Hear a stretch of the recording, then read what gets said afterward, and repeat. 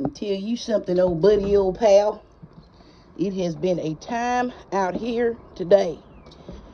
Out here sawdusting in the back. Just put the table saw up in the house there. Oh, man. What can be said about this raised garden bed that you can't see with your own eyes? You see how at first I was trying to use my old cedar logs, and it gave it a much wider profile when I measured it and all of that stuff than it normally would have. And then I was like, at the end, I was like, I don't know. I want to make sure I can close it, so I'll just use the regular sticks or the regular 2x4s and put it together normal. It is just wider over here than it is over there. Then I made this, and I'm like, how did I do this wrong? Made the lid. So these two are attached with this end butted up against there. But for some reason, on this one, I put it on the side, and on this one, I butted it up there. I could have fixed it, but I was like, well, maybe I made that mistake because I made the other mistake, and maybe it'll turn out okay. I was thinking half of it was going to be just completely uncovered, so I guess I'm going to have to deal with it. But it's 5x3. I did want to go the long way, but it didn't want to go the long way. I didn't take into account my stumps. I don't want to move my stumps. So I built that bed. I cut down some more of the 2x4s, and I'm thinking about putting one right there. But when I tell you, I got up at like 9. It's like, what was it, 6:41? Been out here all day.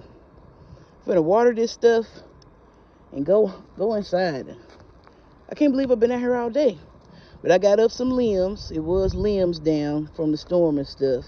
That's the new pile. I got up the old pile. There's a good amount of worms and stuff over there. So now those worms are in there. I did put cardboard down to try to keep down, you know, all of this stuff from just cropping up in there. And I think when I build the other bed, all of this has been leafed on so much. I think I literally need to rake at the top of this off and maybe try to amend it with some other soil and stuff before I put something in there. But I got celery. What's in here? I've been avoiding doing this stuff because I'm just so, my mango died. That's mango dead. Aloe vera, it kind of died, but it's kind of impossible to kill.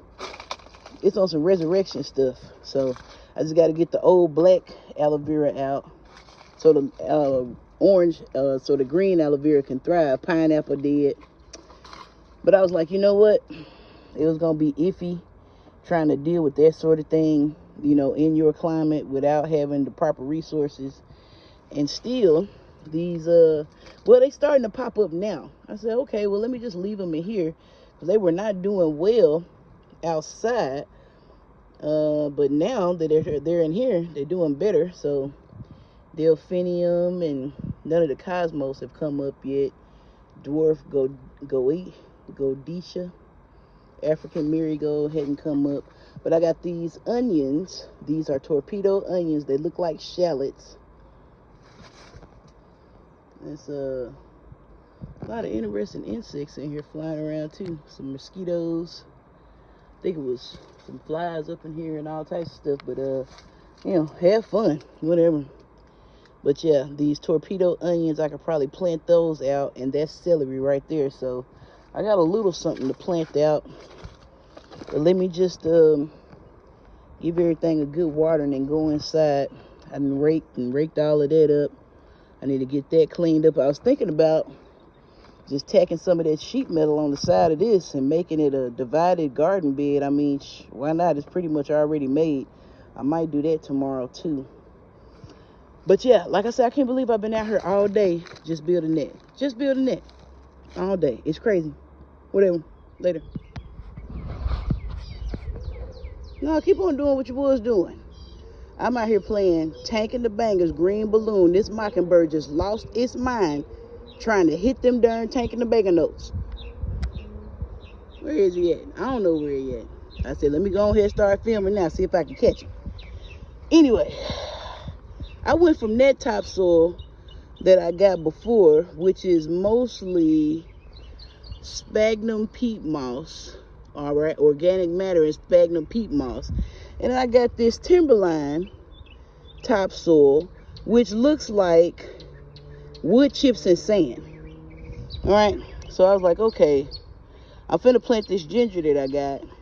So at first I was doing half a bag of the expert garden soil, a bag of topsoil, and a half a bag of the 050505 timberline, this right here.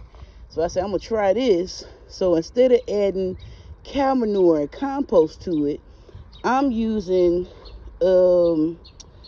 it's not grow your own. Is it grow your own groceries? No, because it's not. It's the guy that with the blueberries, the black guy with the blueberries and the tips and stuff about how to grow the blueberries and stuff on YouTube. And he was telling me about the alfalfa pellets and stuff. So I just put a gang of alfalfa pellets in here, and I am gonna put the chicken wire and stuff over it. Like, since it's ginger, I should just be able to make it fit completely over there, pull the little straps up through it, and it don't have to arch or nothing like that, because the stalks are just gonna grow up through it, so I don't have to worry about fruit or anything coming off of it and rearranging it, so it could just be set in. So I was like, well, let me try putting a whole bunch of those pellets in there and see if that will work with this topsoil. I knew it was gonna be different because it's way heavier than that topsoil. So we're gonna see. I don't know. I'm gonna see. But I'm telling you, I'm out here. I can't bump it because I don't want to get sued or copyright strike. But I'm bumping Tank and the Bangers, Green Balloon. And your boy, the Mockingbird up there, was not singing that song. He was trying to sing Tank and the Bangers. It was awful. He was trying. So let me turn it back on so he can get his practice in. And I'm going to get my little gardening practice in, because Mockingbird got some work to do. Later. Okay, I forgot to show the ginger. Now, this was not a big piece. It's cut in half. And I did let it dry over. I didn't want it to like dry out, but even the part that's moist kind of got that skin on there, because I cut it and I just let it stay on the side it was on. It's not mushy, but I got a bud on there and a bud on there, a bud on there, and got a bud on there. It's not a whole piece, so I'm really pushing it, I guess, trying to get something to grow, but it does have quite some time to grow and develop, and it'll each have its own pot. And also, I did add, excuse me, the rest of that timberline 555 into this right here, because it is such a small piece. And I was like, it should be okay, and just mix that into the rest of this, and I think it'll be all right. Plus, I want to make sure I have enough in this to cover it without having to try to mix something up, since it's all, stuff I mix up. Anyway, later.